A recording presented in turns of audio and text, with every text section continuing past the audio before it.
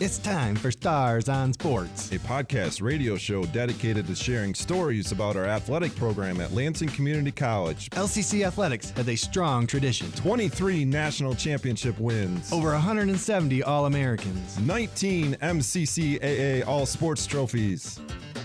Stars on Sports will introduce you to individuals that have contributed to our program's success and give you the backstory on what it takes to develop it. We'll also dive into and break down the topics and issues facing athletic departments across the nation and right here at LCC.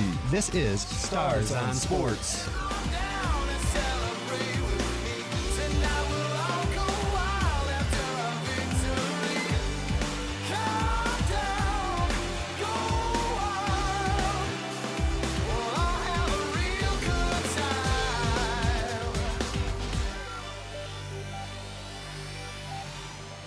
I am Greg Lattig. Welcome back. I'm here with Stephen Cutter, our assistant AD, and today we're going to talk about being thankful and giving back to the community. We are taping this episode before Thanksgiving. Most likely you'll hear it after, but we're going to talk about how our athletic program can give back. We're going to talk about how our program is impacted by our calendar, and then just have some general discussion at the end. But we're excited to be here and talk more about LCC sports. So how you doing today, Steve? I am excellent. Thank you. Good to hear. Again, as I talked about, we're very fortunate to be in this profession, and, a lot of people out there that support our program, and a lot to be thankful for with the holiday season coming up. And I know a big emphasis of your program and our athletic program overall is giving back to our community. As we've talked about before, we want to excel in the classroom. We want to excel on the athletic field. We want to, be a part of the college and be a part of this community. So today, I thought we could talk a little bit about how our athletic program is an integral part of the downtown Lansing community. You have implemented some programs for our athletic program to be involved in the community. It's exciting to give. As you and I both agree, the more you give, the more you get back in return. So any thoughts on community service where it became important to you, or how it became such an it's a core value of, to your baseball program. So, and again, for our athletic program as a whole. Yeah, I think overall I'm really thankful to just have a job, and then it goes from there. I think anytime that you can have an opportunity to impact lives. Our student athletes are anywhere from 17 to 21 years old, so it's a prime time to impact them. You can get too caught up in the X's and O's of sports and kind of forget that there are people, and they are going to be leaders in their households, in their communities, and everything that they do. So what we've done in the baseball program is it's a part of who we are. We're teaching service-based leadership.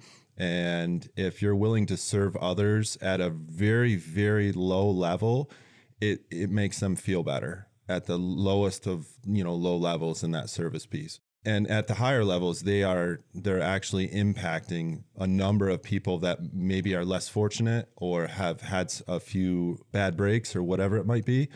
And that is more of that impact piece. So we're leaving them with more things than just wins and losses in a season. They're leaving with truly impacting their community.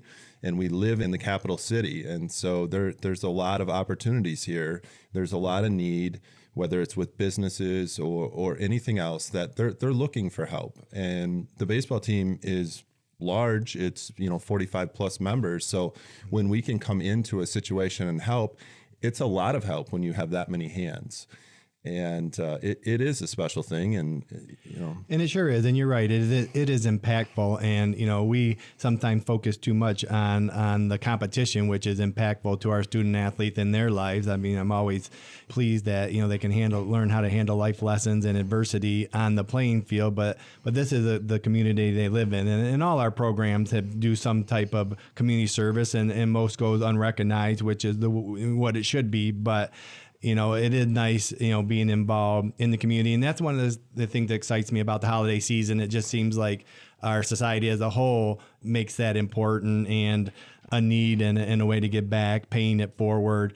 Always it seems like this time of year on the radio that always says, hey, pay for the person, drive through behind you, which my wife is really good at. But, those are good lessons that we can teach our student athletes to be a part of the community that supports them. And we need a lot of support in athletics. There's a lot of behind the scenes things that take place for us to be successful. Businesses supporting us financially or parents and spectators being there to cheer, how important that is, and how, sometimes we take for granted that a little moral support from a crowd can help us perform better. The workers, the officials that take a lot of criticism, but we can't have events without any of that support. And it's nice to have our student athletes kind of show that in another way in the community that they are part of.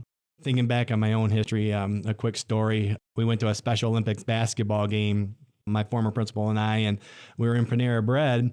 And the guy in front of me's credit card wouldn't work, and he's like panicking and figuring out what to do. So he walked away to go try and find somebody to get him paid for. And I went up and paid for it, not thinking anything, just thinking the right thing to do. And, everyone thought, man, wow, what a gesture. And the lady wanted to give me my meal free. The guy wanted to give me more money than the meal was worth when he found money. And I just always use that story as, just doing something little that, you just taught to do by your parents or your teachers or somebody, and you give something, and I almost got more in return, and I did get more. And how I felt when I left that place, my principal sent a nice thank you to me afterwards about doing the right thing, and just trying to again carry that over and teach that to our student athlete that sometimes they're busy and time is tough, but taking the time to go out in your community and contribute goes a long way for yourself and for your community. So I hope we can really install that. I know we have our cross country and softball teams will be working the turkey trot this weekend, helping out there, and so many other ways that, helping out at the local schools, which we want to do even more, or the other community centers in Lansing that just makes sense for us to be a part of and help others in the field of athletics growing up or just in life in general. Any other things real quick that the baseball team has coming up with community service? We always have something. Mm-hmm. It's just like, practice or study tables or anything else. We always have something. We've done an incredibly large amount of impactful things for our community and for our student athletes here on the baseball team. A couple of them that are a little bit deeper that you're not going to see anywhere. We've done stuff that's been on the news and been promoted, and that kind of defeated a little bit of what we were trying to do. But we're working with big brothers and big sisters. All of our baseball players are bigs, so that is a large impact on a number of young men in our community. Good. That's one of the more special things that our program is doing. Excellent. And as we talk about community service and time, you and I have over time have talked about our calendar and how it's different than the 9-to-5 business calendar, with Thanksgiving coming up. Because again, this is being pre-recorded. Some of our student athletes, that are far farther away don't even, get to go home just because of the schedules, or we have games or practices over those breaks. So it's just a different commitment. And, one of the things we always hear from our student athletes is time management. That's one of the most difficult things they have to learn when they get here. And we're very fortunate at LCC that we have academic success coaches that help them out and give them strategies and help them with those issues. But, you and I have talked about in the entertainment business, which, you can consider athletics, where our games are at night, our games are on the weekends, and practices over or holiday breaks, and just a year round now. A very unusual calendar that maybe other people, go and watch at that night for enjoyment, but don't realize that we're working or something is going on that we have to worry about or take care of. That it's just different, but something we're used to, something we've been a part of for a long time, so we don't know any other way. Looking into this podcast, I look back in history, and calendars have been around for thousands of years, and so have sports and society. Gladiator fighting 2,000 years ago. But, some little tidbits, 35% Saturday's their favorite day. And, Saturday is also one of our busiest days of athletic competition. A lot of people prefer a 4-day week nowadays. Some countries going to that, but that wouldn't work for us. So, we use 7 days, and that's not enough. The calendar is very interesting to athletics. We embrace it. We don't know anything different, but share a little bit about, from a coach's perspective, a calendar and, how it impacts families and student athletes that might be different than the general student body. Yeah, I think it's becoming a little more normal just because youth sports are so huge in America that people are getting used to missing dinners and being at practices. And those Monday nights look much like their Saturday nights do. They're constantly busy. So it's a little more normal. I think more people can relate to that piece of it. But ultimately in sports, if you're going to continue to play at higher levels or even at the youth level, in order to get something, you have to give up something. And so with that being said, some people call that sacrifices. I tend to lean towards calling those investments instead of sacrifices. But if you're going to try to do something well, you're going to have to give up some stuff to get that. And so athletes, a lot of times student athletes are giving up quite a bit. And, we have not all of our kids on our baseball team are from the Lansing area. So we have kids that are from across the state. Thanksgiving's coming up. They won't be going home for a couple days because it's just not feasibly possible. It's not that they don't want to. It's just not financially possible to pull that off. So they'll be here. People don't necessarily see that. We have sports teams that are playing during the holidays, with basketball over, during the Christmas time. And those are those sacrifices or investments, depending on how you want to look at them. But that's what happens with student athletes. Agree. And some of it we get criticism for, maybe rightfully so. I mean, some of us blame us for not having family dinners, or our Sundays are taken away because of athletics. So there's a balance there. But to your point, in the book, The Outliers, talks about, mastering something. It takes like 10,000 hours, I believe. And so to achieve each level, you have to put in the time. We're definitely impacted and benefit from that, but I hope all our teams and our student athletes take time to themselves and get some rest and relaxation. But it is a calendar that we have bought into and invest in and embrace. And I don't know anything other way. I mean, I've been doing it for 25 years. It's my adulthood. When I started in this business, we had certain days off because of exams, or we didn't have games on Wednesday nights because of church, or didn't play on Sundays. But as you mentioned, as more and more people participated and more teams took place, you need to find time for them. So Wednesdays became the first thing. And then, hey, no one's playing on Sundays, so let's use Sundays now. And from the growth of sport participation, that we are using all those days, and our society has bought into it, and good and bad. So hopefully, I think I worry because even for some of our workers, it's getting harder and harder to find because they're so busy being involved in with their own families and not just athletic. There's other professions that, that takes this kind of time to be a professional at it, if that's your goal, or participate, even like music or theater are one that come to mind too, but very similar to the athletic schedule and not the traditional 9 to 5. So, I hope as we come up to this holiday season, regardless of celebration, at least, you can find time to be with family and find time to get a little rest and your own time. Because, that's very important too, is time to yourself. Yeah. I mean, we talked baseball before. I mean, it's summer too. I mean, there's summer ball, 2 seasons. I'm not sure everyone realizes, a fall and winter season. So a lot going on constantly, and hopefully a lot of good things come from that, as we believe. We've invested in this profession because we believe of how it helps students become successful in life. But definitely this time of year, I hope there's time for other things too.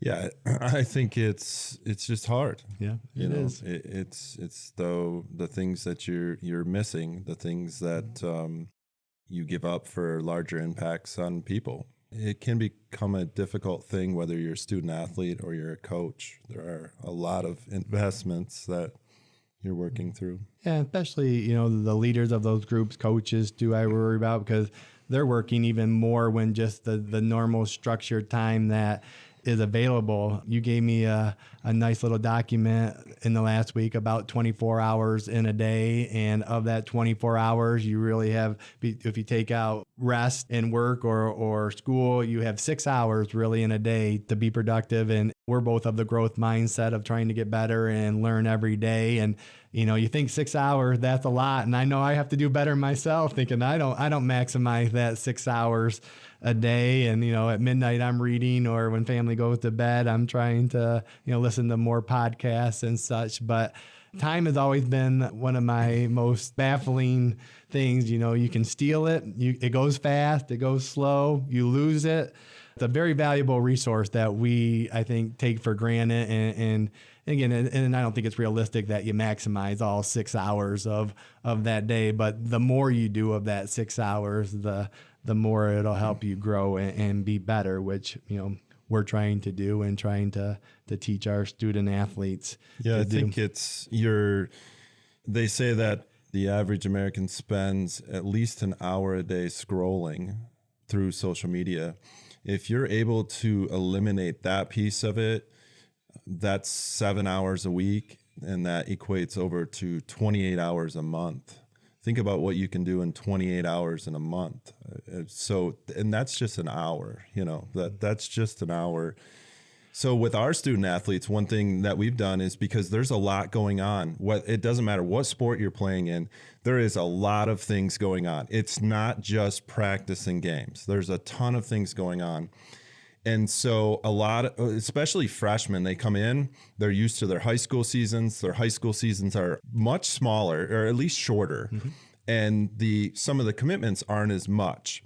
And they come in, and one of the first things they say is, I don't have time. And most of it is, they're not saying they don't have time for their sport. They're saying, I didn't have time to write that paper. I didn't have time to go to that class. That's in reality what typically happens. So I started doing, anytime I heard I don't have time, because ultimately that's an excuse, pull out your phone, show me what your average screen time is a day. And your mind would be blown when those phones come out, because it's usually, they're averaging about 6 to 7 hours on that phone. So if you can cut that down, maybe it's just an hour, cut it down a little bit. You're trying to tell me you didn't have, 45 minutes for class, or that hour to write that paper. And that's the end of the discussion at that point, because it's the reality piece somewhat hits them. And it's showing them the reality. And my fear is that's only going to go up, because I think it's so hard for students to get off that phone. But you're right. It's just showing them that reality and showing them how to manage that time, which, again, we're fortunate we have resources also on this college that help them with that. But we would have been the same way if when we were kids, if we would have had the phone. Yep. I mean, we would have been the same, and we would have hopefully had people out there showing us, like, hey, you need to take a break here. It's going to be helpful, because you get a ton of on the phone. You're looking at it, and you're using the comparison thing, and they're scrolling, they're seeing in their comparing whatever they're seeing to themselves, and a lot of times that doesn't make people feel good. And that's not a great situation to be in either. So if you can cut some of that out and do something a little more productive, we're not talking about taking it away forever, just talking about an hour a day. Well, I look forward to that text I get every Sunday telling me if my screen time was up or down from last week. And I get mad when it's up. I work hard to get it down. So what's your time on average? Probably 2 to 3 hours. Really? I have so many different devices, so I don't know how accurate it is. Okay. But I try not to be on. I'm not on it at all during the day at work. I'm usually on it at night when I get home to check my email, to check the news for the day, and then just search some sports stuff or watch podcasts. But I have children, so I know how difficult it is. One of the best tips I learned that from one of those shows on Netflix is turn off your notifications, because if you get notifications, it seems like that draws you right to the phone. So I don't have really any app that notifies me that it's, there's something there for me to look at. But again, I can do better, and I try every Sunday to, if my, to be less than I was last time. And I'm not successful, and there's some weeks that, I am frustrated with my own self of being on it more than I should. And you're right. And when I was younger, I would probably, if I had one, I'm glad I didn't. I'm glad I have one now, though. It's very helpful for work. But I also feel in our business, it's been a challenging thing because before cell phones, it gave time to people to debrief before they could contact people, where now, if you're frustrated, you can reach to your phone and share that frustration. We have a 24-hour rule in sports, but it's much harder to implement nowadays because of the cell phone, because everyone's right there and I didn't know that 24-hour rule was still followed. I think that was more of an old school kind of thing, and I don't think there's a. It's not followed, but I'm telling you, it's a good thing because, again, emotions are high after events, whether practice or game, and if you can go home and just take a breath and refocus and rethink about it, it might help you handle the situation better. And I just think that's one of the challenges we deal with when you have a communication tool right there that you can share something without having time to reflect or calm down. So you're right. There's not a 24-second rule anymore because of our technology. You spent a long time at the high school level. Mm-hmm. Do you think cell phones should be in high schools?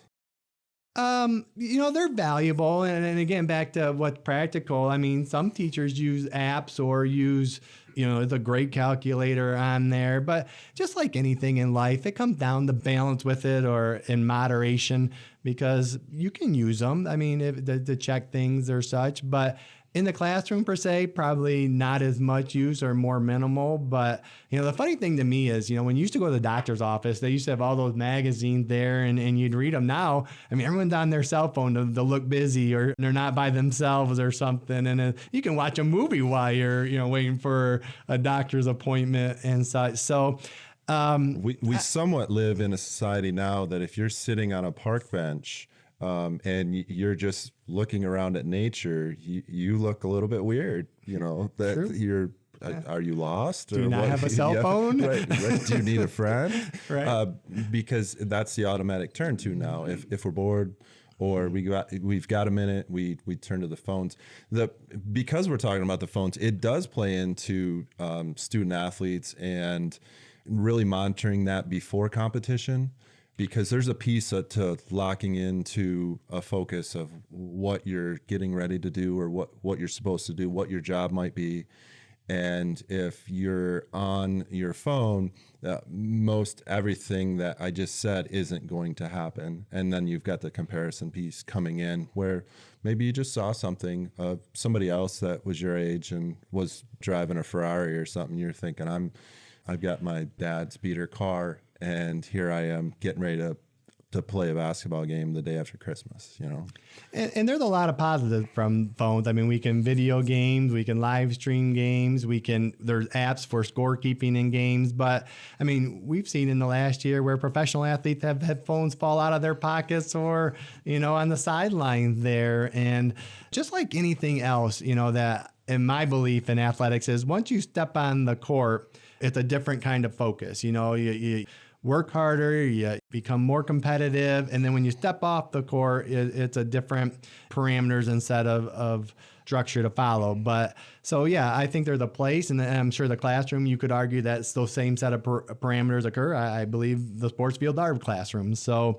I'm glad I don't have to make those decisions whether cell phones should be in school. I've been a part of those, and it's a battle. I mean, especially as important. I mean, there's, growing up, getting a car would have been most important to us. Nowadays, they'd rather have a cell phone over a car, I believe. So I'm just glad that, we have to deal with it in our jobs, even with our own student athletes, going to check at practice, real quick on a break or something. And you just try and teach them, the goods and bads and the moderations and being able to focus on the task at hand. So I don't want to pick on cell phones today. We use them a lot of good for them too, but good stuff. Well, the World Cup's going on right now. You follow it all. It's, the largest sporting event in the world. 50% of the world watches it. I must be the other 50%. Yeah, I watched the U.S. In their first game, and it's a high level of sport. It's good stuff. It's soccer, and we don't have it yet here at LCC. It's definitely a sport we're looking at in the future. Seems to be a growing sport, and I think the World Cup, when that comes around, it adds to it. But there's a lot of things you can take from the World Cup that we can talk in the future as that tournament wraps up. All right. Well, excellent. Always enjoy talking, athletics and educational athletics with you, Coach. So we will wrap this up and be back soon with even more Stars on Sports. Stars on Sports is recorded live at the WLNZ studios. Engineering and production assistance are provided by Didalian Lowry. You can listen to this episode and other episodes of Stars on Sports on demand at lccconnect.org. To find more information about our athletic program, visit lccstars.com. Thanks for listening. Go Stars!